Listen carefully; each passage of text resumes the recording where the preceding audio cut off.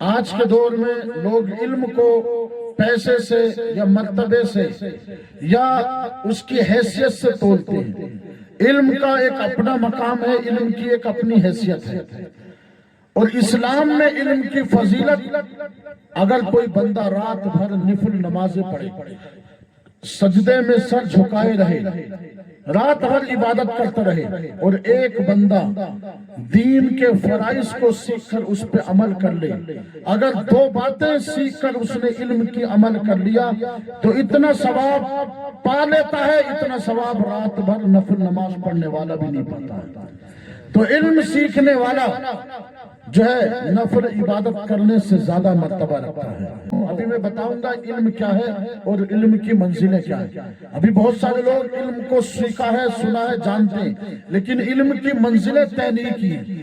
علم کی منزلوں کو طے کرنے کے لیے بڑی محنت اور مشقت کرنی پڑتی ہے، اور جو علم کی منزلوں کو طے کرتا ہے، حضور اکرم علیہ الصلوۃ والتسلیم ارشاد فرماتے ہیں کہ جو علم کے راستے پر گیا جب تک وہ واپس نہیں آتا ہے، اللہ تعالیٰ اسے راہ خدا میں سفر کرنے کا ثواب عطا فرماتا ہے۔ یعنی جب تک وہ علم حاصل کرتا رہے گا، اس کو راہ خدا میں ایک ایک لمحہ، ایک ایک دن، ایک ایک رات اس کی لکھی جاتی رہے گی۔ عزیزان گرامی، اور جب بندہ علم کی منزلیں طے کر لیتا ہے، یعنی حافظ بن جاتا ہے، عالم بن جاتا ہے، قرآن کا قاری بن جاتا ہے، اور علم کا مفتی بن جاتا ہے، علم کا فقیہ بن جاتا ہے، علم کے سارے مرتبوں کو پا لیتا ہے، تو ایک عالم کا مقام یہ ہوتا ہے، تم رات بھر مسجد میں عبادت کرتے رہو، تمہارا مرتبہ اس عالم کے برابر نہیں پہنچ سکتا کہ جس مرتبے پر ایک عالم رات بھر سو کر اپنے بستر پر گزار دیتا ہے، اس لیے کہ اس کے سینے میں قرآن ہے، اس کے سینے میں حدیث ہے، اس کے سینے میں علم ہے، اور علم کے مرتبوں کو پانے کے لیے قربانی دی ہے۔ یاد رکھ لیں، عالم کا اتنا مرتبہ ہے، اگر آپ 5 دن عبادت کرتے رہیں اور ایک عالم 5 رات سوتا رہے تو اس کا سونا تمہاری عبادت کے برابر نہیں ہو سکتا، کیونکہ عالم کا سونا بھی عبادت ہے، عالم کا چلنا بھی عبادت ہے۔ کون سا عالم جو علم پر عمل کرتا ہو، جو امت تک علم کی حفاظت کرتا ہو، ایسا عالم کی بات ہو رہی ہے۔ کوئی ایسا عالم کی بات نہیں ہے، نہ جانے کتنے عالم ہیں مدرسے میں پڑھے داڑیاں کٹا کے گھوم رہے ہیں، نہ نماز کے نہ روزے کے، تھوڑا بہت پڑھا، روٹی کھائی، مدرسے سے بھاگ کے آ گئے۔ میرے ساتھیو عزیزو، علم کا ایک اپنا بڑا مقام ہے۔ پیارے آقا صلی اللہ تعالی علیہ وسلم کی حدیث پاک ہے کہ علم سیکھنے والے کا مرتبہ اتنا ہے، جب وہ عالم بن جاتا ہے تو سمندر کی مچھلیاں بھی اس کے لیے دعائے مغفرت کرتی رہتی ہیں۔ اور حافظ قرآن کے لیے جو حدیث پاک میں آتا ہے کہ اللہ تبارک و تعالیٰ اس کے والدین کو جو ہے جنتی تاج عطا فرمائے گا، تاج عطا فرمائے گا۔ عزیزان گرامی، اس لیے میں حافظ علی حسن صاحب سے گزارش کرتا ہوں کہ قرآن کو اس طرح سے محنت اور مشقت کے ساتھ اس کی حفاظت کرنا۔ دنیا میں وقت آئے گا، کبھی غریبی ستائے گی، کبھی بیماری ستائے گی، کبھی نیند ستائے گی، کبھی مفلسی ستائے گی، کبھی رشتہ دار ستائیں گے، کبھی حکومت ستائے گی، نہ جانے زندگی میں کون سا موڑ آ جائے، لیکن ہر موڑ پر قرآن کو سینے میں بسائے رہنا۔ اگر جب تک قرآن سینے میں تم نے بسائے رکھا، تم قرآن کو سینے میں بسائے رکھو گے، یہ قرآن تمہاری حفاظت کرتا رہے گا، یہ قرآن تمہیں برکت عطا فرماتا رہے گا، یہ قرآن تمہیں ہر بیماری سے بچاتا رہے گا، یہ قرآن تمہاری ایمان کی حفاظت کرتا رہے گا، یہ تو قرآن تمہیں مغفرت کے دروازے تک پہنچا دے گا، یہ قرآن تمہیں جنت کی دہلیز تک پہنچا دے گا۔ قرآن کی حفاظت اور اس کے دل میں بسانا بہت ضروری ہے۔ اس کے لیے محنت کریں، جتنی رات قربانی ہو سکے اتنی قربانی دیں۔ یار ہم نے دیکھا ہے کہ لوگ اولاد کے لیے کمانے جاتے ہیں تو 8-8 10-10 گھنٹے محنت کرتے، پسینہ بہاتے ہیں، تو کیا ہم قرآن کو دل میں بسانے کے لیے کیا روزانہ 1-2 گھنٹہ پڑھ نہیں سکتے اس کو؟ آج کتنے لوگ حافظ بن گئے اور قوم کو دھوکہ دے رہے ہیں۔ میرے ساتھیو عزیزو، عزیزان گرامی، آج قوم ہم سے مسافے کرتی ہے، نذرانے دیتی ہے، تنخواہیں دیتی ہیں، ہم تو اس کا بھی حق ادا نہیں کر پائیں گے۔ میں یہی توجہ دلاتا ہوں اپنے بھائیوں کو، دوستوں کو کہ قرآن پاک کو سینے میں بسائے رکھو، یہ امانت ہے حسین پاک کی جو کربلا میں حسین پاک نے امت کو عطا فرمائی تھی۔ یہ امانت ہے حضرت ابو بکر صدیق کی جو حضور کے جانے کے بعد قرآن کو جمع فرمایا تھا. یہ امانت ہے عمر فاروق اعظم کی جنہوں نے عدالت میں قرآن کو قائم کیا تھا, کیونکہ دنیا کی عدالت میں پہلے قرآن کا نظام نہیں تھا, لیکن حضور کے وسیلے سے ابو بکر اور عمر اور عثمان اور علی نے ساری دنیا میں قرآن کے نظام کو قائم فرما دیا. تو ہم اس قرآن کو اگر سینے میں نہ بسائے تو یہ ہماری بدقسمتی ہے. ہم حافظ ہو کے اس کو نہیں بچائیں تو ہماری بدقسمتی ہے. لیکن عزیز جان گرامی, ابھی یہ ان کی قرآن کی پہلی منزل ہے. ابھی قرآن کو سیکھنے کے لیے 2 سال کا کورس ہوتا ہے, قرات کا کورس, وہ پڑھنا پڑتا ہے. قرآن کے اندر کس طرح سے آواز, کس طرح سے ادائیگی, کس طرح سے حروف کو ادا کرنا ہے. اگر نماز میں غلط طریقے سے حروف ادا ہو گیا, لہنے جلی ہو گیا, تو سب کی نماز خراب ہو جائے گی. بڑی محنت کرنی پڑتی ہے.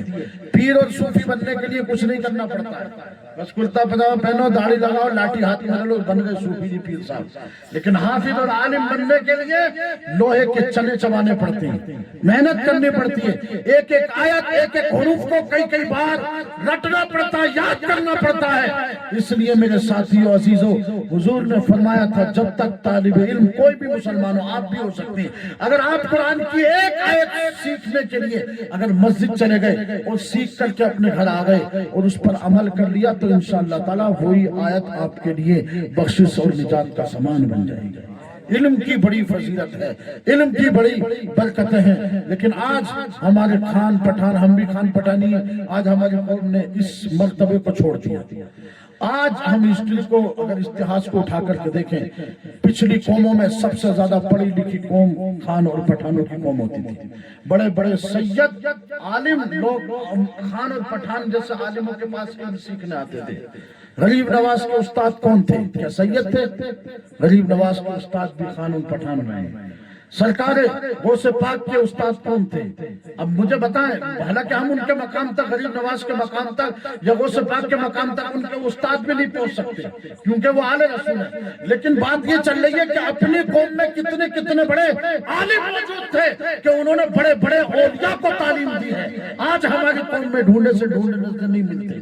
کیوں؟ کیونکہ آج ہمیں غریبی, مفلسی, دولت کی محبت ہمیں ستاتی ہے. اس لیے آج ہم اپنے بچوں کو عالم دین نہیں بناتے. لیکن میرے ساتھیو عزیزو, دل پہ پتھر رکھ کے سوچنا, ہم نے کروڑوں دولتیں کما لی ہوں گی, کروڑوں بلڈنگیں بنا لی ہوں گی, لیکن یاد رکھ لیں, جو قرآن اور عالم بنا کر جو قیامت کے دن عزت تمہیں اللہ عطا فرمائے گا, وہ عزت دنیا کبھی بھی نہیں دے پائے گی. آج کی تقریر میں آپ کے لیے, ان کے لیے تقریر کر رہا ہوں, کیونکہ ہماری بھی دستار ہوئی تھی, قرآن کی دستار ہوئی تو ہمارے علماء نے ہم کو سمجھایا, قرات کی ہوئی پھر سمجھایا, عالم کی دستار ہوئی پھر سمجھایا, پھر اس کے بعد اسکول کالج بھی ہم نے پڑھا, پھر بھی ہم کو جو ہے دستاروں کے وقت بڑے بڑے جو ہے علماء نے ہم کو جو ہے نوازا دعاؤں کے ساتھ اور اپنی نصیحتوں کے ساتھ. لیکن میں ان کو حدیث سنا کر نصیحتیں پیش کرنا چاہتا ہوں. قرآن کے بعد 2 سال کا کورس قرآن کا ہو گیا, قرات کا. اس کے بعد 5 سے 6 سال کا کورس ہوتا ہے مولویت کا. اس میں اعدادیہ, ثانیہ, اولیٰ, ثالثہ, رابعہ, خامسہ, مطلب یہ جماعتیں پڑھائی جاتی ہیں. ان کے اندر علم نحو اور صرف یعنی قرآن کے قواعد اور اس کے ترجمے سیکھنے کا علم سکھایا جاتا ہے, جو علماء سکھاتے ہیں. یہ علم وہ علم ہے کہ مولا علی شیر خدا رضی اللہ تعالیٰ عنہ کے پاس لوگ آئے اور کہا کہ ہم قرآن کے علم کو سیکھنے کے لیے کیا کریں, یعنی کوئی ایسا طریقہ موجود نہیں تھا. تو مولا علی شیر خدا جو علم کے سمندر ہیں, سبحان اللہ, مولا علی شیر خدا نے آج جو جتنے بھی عالم مدرسوں میں علم کی کتابیں پڑھاتے ہیں نا, اس کی شروعات مولا علی شیر خدا کی دعاؤں سے ہوتی ہے. مولا علی شیر خدا نے نحو و صرف کا علم عالموں کو یعنی لوگوں کو علم بننے کے لیے کتابوں میں آج علماء نے اس کو موجود رکھا ہے. جو بچہ حافظ قرآن ہو یا قاری قرآن ہو, جب تک وہ اس کو سیکھے گا نہیں, وہ قرآن کے ترجمے کو نہیں سمجھ سکتا, قرآن کی بیسک اسٹرکچر کو نہیں سمجھ سکتا. اس لیے یہ قرآن پڑھنے کے بعد, قاری ہونے کے بعد, عالم بننے پڑھنا بہت ضروری ہے، اس لیے کہ جو تم نے یاد کیا ہے اس کا مطلب اگر سیکھنا چاہتے ہو تو تمہیں عالم بننا پڑے گا، قربانی دینی پڑے گی، اور بغیر قربانی کے کچھ نہیں ملتا ہے۔ سرکار غوث پاک، بڑے پیر سرکار، شہنشاہ اولیاء، ولیوں کے سردار ہیں۔ اللہ چاہتا، یہ سرکار چاہتے تو ان کے لیے علم کی کوئی کمی نہیں ہے، وہ ولایت کے تاجدار ہیں۔ لیکن غور کریں، جب وہ علم سیکھنے کے لیے گئے جیلان کے اندر، علم سیکھا، سیکھتے سیکھتے کئی مہینے گزر گئے، برسوں گزر گئے، دل میں خواہش ہوئی کہ ماں سے مل کے آؤں، ماں سے ملاقات کے لیے آؤں۔ اللہ اکبر، آئے، ماں کے دروازے پر دستک دی، وہ دروازہ بجایا، ماں نے آواز دی کہ کون ہے؟ کہا کہ ماں تیرا بیٹا عبد القادر آیا ہے۔ تو ماں نے جواب دیا، ماں نے پوچھا تھا کہ بیٹا بتا، کیا تو علم کو سیکھ کر کے آ گیا؟ تو مکمل عالم بن کے آیا کہ نہیں آیا، یا ایسی مدرسے سے بھاگ کے آ گیا؟